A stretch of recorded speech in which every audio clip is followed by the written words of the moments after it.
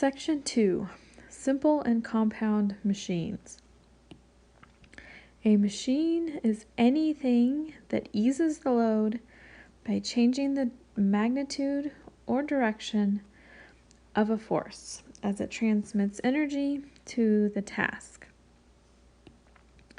The work that you do to the machine is called the input work. The work the machine does is called the output work. A machine, again, makes the work easier, but it does not do any more work. It can change the amount of force, or it can change the direction. Remember that force and distance are inversely related. So if the force increases, the distance will decrease, and vice versa. If the force is decreased, the distance will be increased, meaning you can apply a smaller force, but you'll have to do so over a longer distance.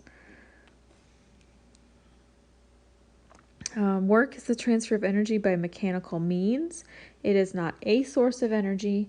It just allows you to transfer the energy easier. The output work done by the machine can never be greater than the input work done to the machine. Again, it just transfers the energy. Work output will be less than the work input. The force you exert on the machine is known as the effort force. The force exerted by the machine is called the resistance force, Fe and then Fr. The ratio of resistance force to effort force is known as the mechanical advantage, which we abbreviate as MA. The higher the mechanical advantage, the better. When a mechanical advantage is greater than 1, it increases the force that we apply. If mechanical advantage is exactly 1, then it tells us the machine changes the direction of the force applied, but does not increase the amount of force applied. A perfect or an ideal machine is one that transfers all the energy from input to output. Again, this is perfect world scenario. So in a perfect world, our machine would have no friction, no sound, no heat is produced, which again is why we refer to it as an ideal machine, because these things are not realistic. No sound or heat, anything like that. We can rearrange this equation to get the ideal mechanical advantage, which is known as the IMA. So that's the effort distance over the resistance distance. Efficiency is a measure of the energy that's transferred to how much energy is lost to thermal energy. Again, it's not really lost, but it's not used for the purpose that we want it to be used for. So that's the stuff that escapes most of the time as friction, sound, or heat. Efficiency is defined as the ratio of output work to input work, which we can write a couple different ways. FR over FE divided by DE over DR. And then, of course, times 100 turns it into a percent.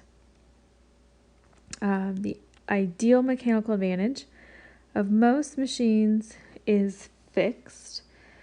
An efficient machine has a mechanical advantage almost equal to its ideal mechanical advantage.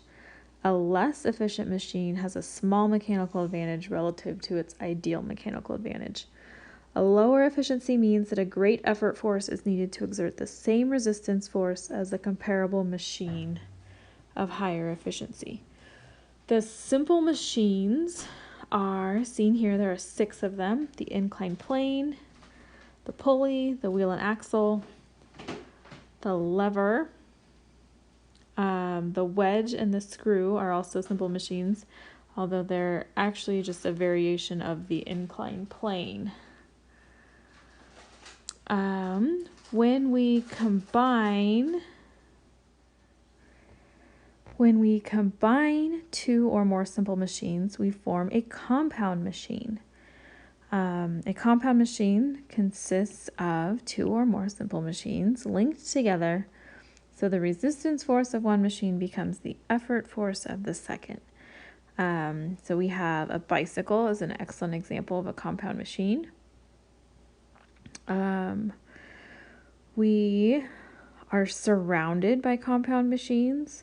A hammer, a knife that you would use in the kitchen is actually a combination of a lever and a wedge. All kinds of compound machines around us. All right, an example problem that has to do with mechanical advantage and ideal mechanical advantage. You are studying the rear wheel on your bicycle. It has a radius of 35.6 centimeters and has a gear with a radius of 4 centimeters. When the chain is pulled with a force of 155 newtons, the wheel rim moves 14 centimeters. The efficiency of this part of the bicycle is 95%. What is the ideal mechanical advantage of the wheel and gear? So for letter A, I'm going to use the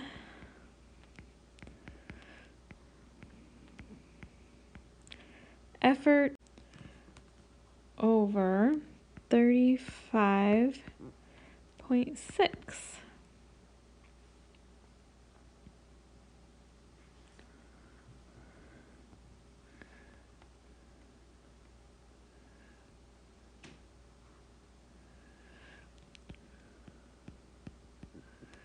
Which is 0.112.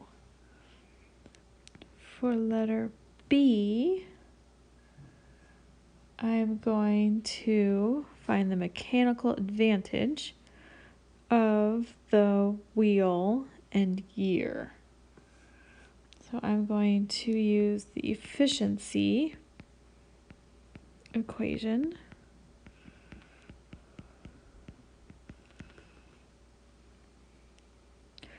I know 95, I'm going to turn this into a decimal so I can get rid of that part. I just found my ideal mechanical advantage in the previous question. So then I'm going to solve for the mechanical advantage. 0.95 times 0.112. My mechanical advantage, 0.1064. Letter C, what force does the scale register? So now I'm going to use the mechanical advantage equation to solve for force.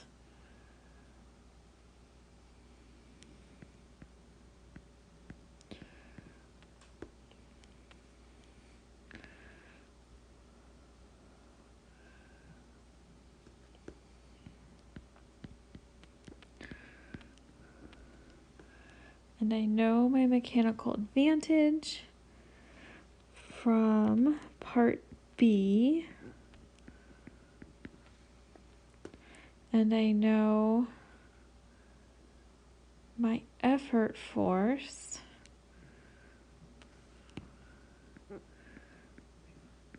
is 155.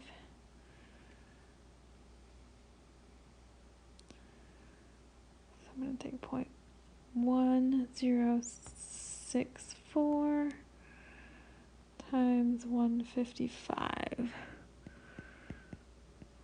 16.5 newtons. How far was the chain pulled to move that rim around? Amount. I think it's amount. So letter D, I'm going to use the ideal mechanical advantage equation.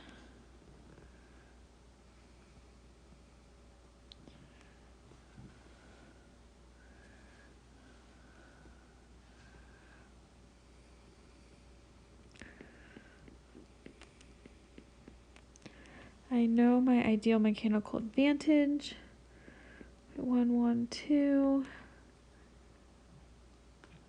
I know dr is 14.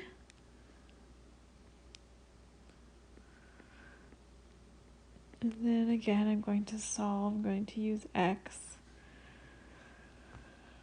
So 0.112 times 14 is 1.57.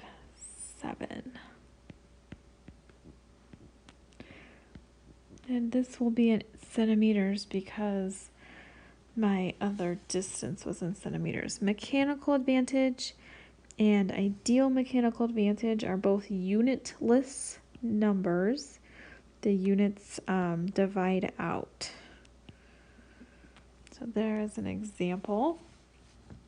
And on the next page, there are 3 problems for you to do on your own.